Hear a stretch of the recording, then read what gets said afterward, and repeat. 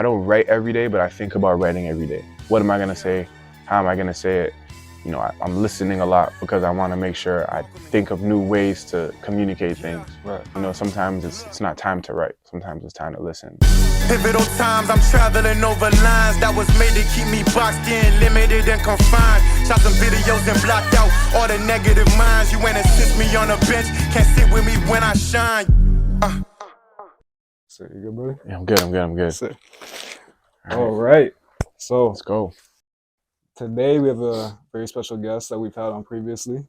My guy Jon Kabongo here. How you doing, bro? Good, bro. How you doing? I'm great. And this is where it all goes down right here. in the Yeah. studio. Yep. So what's all this? I don't know. I'm not the guy in control of all this. Okay. You know, I just stay in there. Yeah. You know, and like obviously mixing board and stuff like that. The DAW's not open, but you know, we use Pro Tools. Okay. See, I hopped on Fruity Loops one time, Okay. chopped up a sample, but it was not. It was not. You gotta worth start it. somewhere, bro. You gotta start somewhere. Right. That's why I'm starting here. You know, Don't this kill is me. my game right I here. feel that. So I'll stick to that. So you got a show tonight. Yep. What's your preparation like on a day when you have a show? Obviously, like, you know, rehearsal, going over what I'm gonna do at the show, set list. Try to just think about why I'm doing the show, you know, just remember, you know, my reasons for doing music so that that's felt. So I always want to let the people feel that like I love what I do, you know, and I do it with a purpose. So I think that's really what it is, just like focusing my mind on like showing that passion and, you know, just making sure I have all the right technicalities in place, right? No, solid. So I noticed I came to your show in March that you have a solid stage presence. How did you like go about developing that? I think it's just confidence, you know, you gotta believe that you should be up there. You gotta believe in your work, you know, you have to believe that you're capable of winning the crowd over. And I think after you do that, you know, you kind of, I won't say naturally, but like that's a product of doing those things, right? When you're confident, you have stage presence. Right. Another thing I noticed too is that your songs translate well into your performances. Because like I've been to shows in the past where like their music sounds good on Spotify, right? But then you hear it on the big speakers. It's not the same. So right. When you're making music, you think about that while you're making it. I think now more than ever because I do more live shows now, and like I think it's a big deal. You know, especially how you perform the song. You know, you want to perform it in a way that gives it sometimes even a heightened experience, right? That you don't really get from the, you know, studio recording. So, I mean, I don't really hear that often, but I appreciate you saying that because that's a huge compliment, and I'm glad that I'm headed in the right direction with the live performances. You know, sure. So you have a new project that you've been working on, City News at 6. So what's like the initial idea behind that? I think I just got to a point where I was like, I want to make something outside of myself. Like I had made a lot of projects about my story, my personal life, and I was like, I want to make something, you know, bigger than me, and you know, talk about a story outside of my personal story. So that was the first, you know, step to getting to that point. And then after that, I was just like, you know what, how about write about something that I know well, you know, and I think I know where I grew up well, right? Because I grew up there. Right. So I think that's something that, like, you know, I wanted to tackle. I just said, you know what, let me try my best to tell the story of the city from my point of view, you know, from my perspective, from what I see, you know, from what I engaged with a lot growing up, you know. What concepts, like, specifically are you focused on for this project? Mostly just what it looks like to develop the scene that we see in Toronto. Like you have a culture here, right? Like Toronto has a culture. There's ways to identify something that's Toronto. Right? Whether it's like the way we speak, the things that happen, you know, the way people think, all those different things, right? And I think for me, I wanted to make sure that I showed how that even develops, you know? And it's like, there's good, there's bad, you know, and there's things that we should be proud of, and there's things that we all know we could do better at. So I think the biggest thing for me is to show that. Like, what are those things? You know, because someone that's not from here might not even know what's going on here. Yeah. You know, and then they might see or they might hear what I'm talking about and be like, oh, that's similar to what I see in my city or in that city, you know, but in a more Toronto way. Right. I heard that your favorite track that you did on this project was the intro because it was Yeah. the hardest. Yeah. So what about that made it so difficult? Just like the I'll play it flow? for you so that you Okay, like you okay, know, bet. not now. No, yeah, after. But honestly, I think it was just hard to perform. Okay. Like it just wasn't an easy song for me to perform. But it's hard for me to even say that's like my favorite song. Yeah. I know I said that, but it's like it's not even gonna be a single or anything. I mean, it is the intro, right? Yeah. Okay. But at the same time, it's like there's so many moments on that project that like I feel like people are gonna fall in love with. Right. I just think the intro is just one of those, you know, impressive moments as an artist. Yeah. So last time we had you on the show, you said that music to you is like traveling. When you like look at your music taste and stuff, did that help you build your taste in music, traveling to different cities for like basketball Yeah. and music and Yeah. stuff like that? Yeah. I mean, you hear different things, you know, when you go to different places, and like I think it's good to pick up what interests you in other places because then it helps you form your own unique identity, right? Right. Nothing's original. Like, you know, everybody's inspired by something, but you know, you take a bit of everything, put it into one, then you know, it has the chance of becoming something new, right? Yeah, I think it's huge for me to go other places and, you know, just hear what's going on and see what I can pick up for myself. So then what about Toronto? How has Toronto inspired your sound? I mean, you have, you know, a lot of the leaders in music that are from Toronto. So it's like they're just already influential in general. So of course they're going to influence the city. And, you know, just other people from the city that like I just grew up seeing do music. I just listen to everything. So I feel like because I'm listening to everything, I'm inspired by everything. So now I want to talk about marketing just a little bit. So in one of your freestyles you did, you had a bar where it said, I might butcher this, so like bear with me, okay? You said, wonder if Stevie would have been seen as a star if he wasn't blind. So the way I interpreted that was like, because he's blind, it kind of makes him stand out and like marketable. I don't want to say gimmick because obviously that's not fair to him. It's not. But there's other artists that you can relate that to where it's like, oh, this person has colorful hair, 6'9", you know, things like that. Right. So for you, how do you try to like not to put too much mental focus on that and kind of just be your authentic self? But I feel like you have to know yourself. Like, you know, you definitely have to figure out how you are going to be sold, right? Because people are buying your music. People are, you know, taking their time to be sold on what you're giving them. Right. So in my opinion, like, I don't try to lose myself doing that. But like you said, try to stay authentic to myself. And that's just like knowing why I do music. Like first and foremost, music is self-expression, right? You're expressing yourself, right? So if it's not coming from you, if it's coming from something that's false, and like it defeats the whole purpose. Yeah.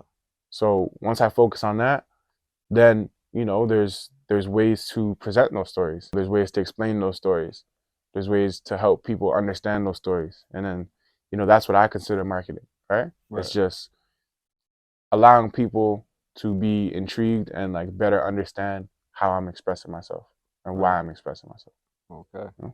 So no personas outside of what's his name? The guy that stole your files? You know what's funny? That was like my first nickname when I was like second grade. Okay. So my siblings gave me. So I was just kind of playing a joke. Wait, that's you? Yeah, it was me. Oh, I didn't realize that. You didn't realize that it was I'm me? kidding, Okay, I was about to... No, I'm fucking with you, bro. Because some people really didn't realize. No, I did. Some people were like, yo, like, what's going on? Like, are you good? But yeah, like, I feel like that whole thing was what I just described, you know? It was like, I found a narrative, you know, something fun. Even though it wasn't all real, like, you know, it was kind of like a little, like, series, like, fictional series. Part of it was, like, parallel to, like, me in a way. Right.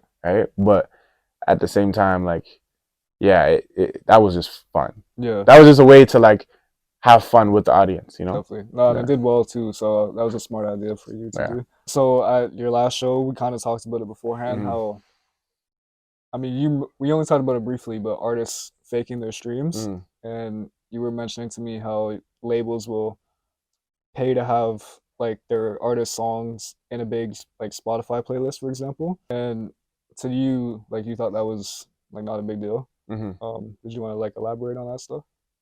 Yeah, I mean that's just the game, right? Like, Yeah. you know, like at the end of the day, like there's money that has to be given to something for money to Right. come out of it, right? Right. So like that's just business 101. Like Mhm. we all know how that works.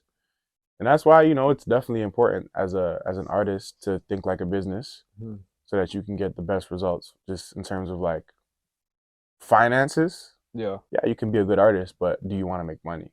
Right. You know, and how much money do you want to make? You Exactly. know, so at the end of the day, like that's where investing financially is extremely important. So of course, like Mhm. anybody would do that, you know, not Yeah. just a label. No, of course. Yeah, I mean, like you see it with like YouTube ads and Right. stuff. Exactly. People promote their content and all Yep. that. So, what's your ultimate goal then in terms of like the financial side of it? Like, Yeah. I remember before you mentioned it's not about like money or clout or all Right. that, it's about the Right. art, Right. but still business, like you said. So, what's Right. your Because I separate the two. right? When I Okay. make music, I Yeah. make music because I like making music. Right. And then I put a different hat on when I try to sell the music. Okay. So it's two different things. You know, it's not that I don't want to be a business. I do. But Mhm. that's not the initial thought when I make art. Right. My first thought is I'm gonna go in there, I'm gonna make the best music, Mhm. and then I take that hat off and I'm like, all right, how do we sell it? Right. You know, so a lot of artists don't get seen as businesses, but like you are. You know, Mhm. you're trying to Yeah. sell it. So, who's like one of your favorite artists that's the best at marketing themselves Mm. and then balancing the art as well? Oh man, there's a lot. I mean, majority of the Mhm. the top guys, especially like the top three of the 2010s. You Yeah. have Yeah. like the Kendrick, J. Cole, Drake. Yeah. Yeah. They do it the best. They make great Mhm. music Mhm. consistently, and they sell high consistently.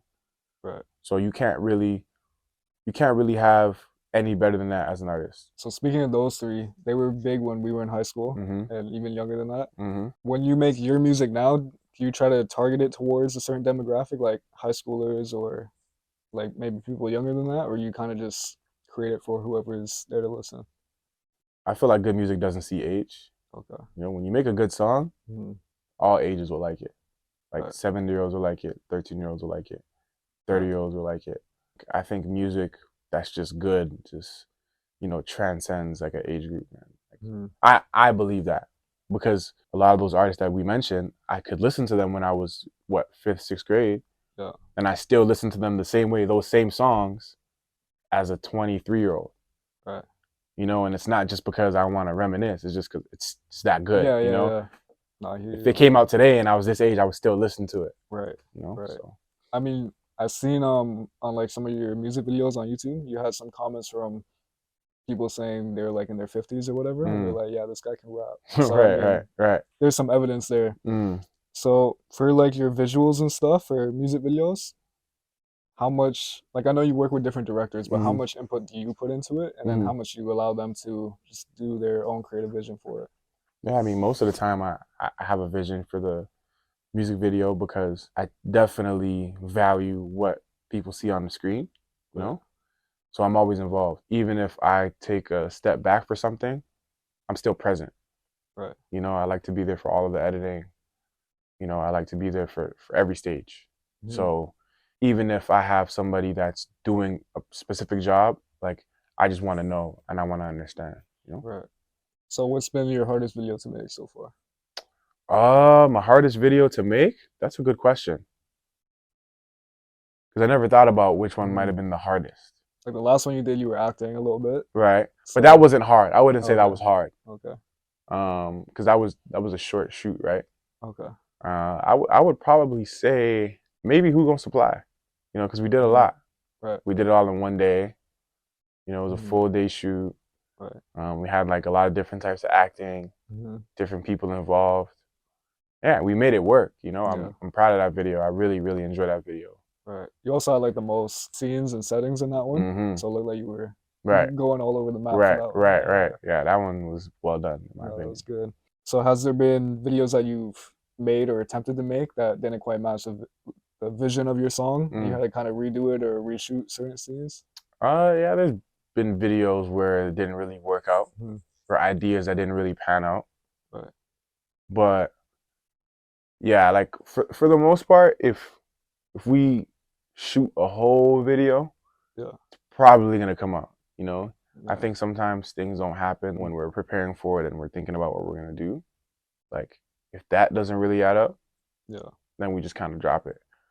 But if we get to the point where we're shooting and stuff and we complete it, most likely it'll come out. When you're making the songs, do you already start thinking about that, or do you kind of just put it into the back of your mind? Yeah, if an idea comes, I definitely try to, note it down and keep it, for the future. But I mean, especially for an album like Say News at 6, right? Like I had to think of the visuals first, I had to think about, or just simultaneously, it's like, it's very important that people see this on the screen too.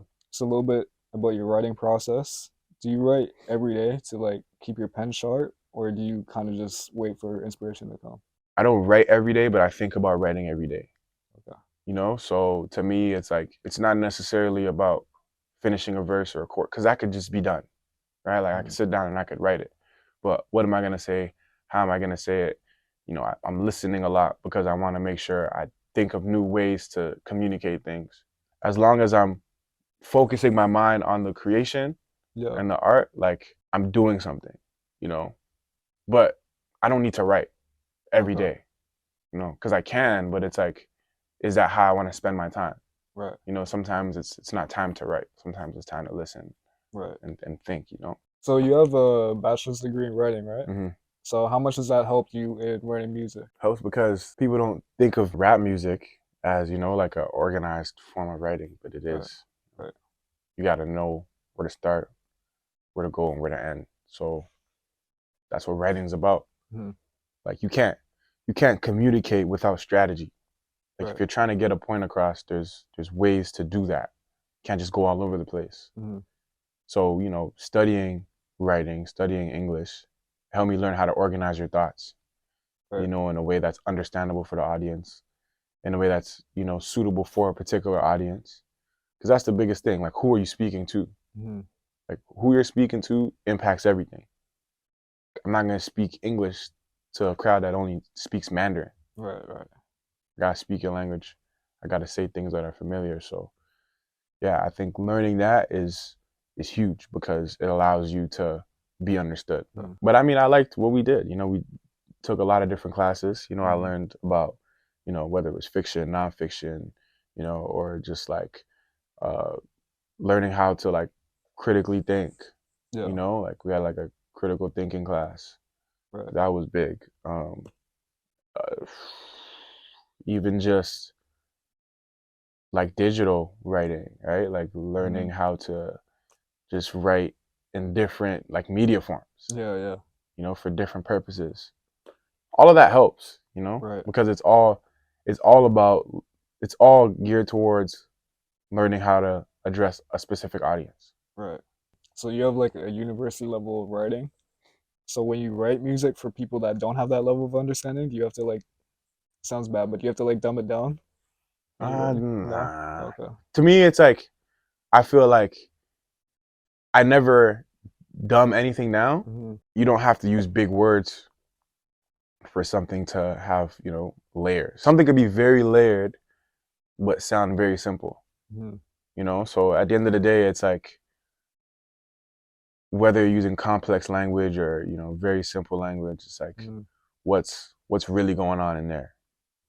So it's like, I understand what people mean by like dumbing it down, but for me, even when something is like simpler, like there's always something else. Do you think most of writing music, especially because it's something everybody can relate to in some way, how much of it do you think is just like looking at human behavior, and then instead of trying to come up with like heavy bars and stuff like that? Because like me personally, I love Drake, and I feel like that's one of the things he's best at, is just knowing what people think before they think it themselves. Right. So yeah, I don't want to hear your thoughts on that. That's a good question. I think you just got to be able to show your awareness. Like that's what good musicians do. They show they're aware of what they're talking about. As long as the people feel like you're attacking a topic and you sound knowledgeable, like they're fine.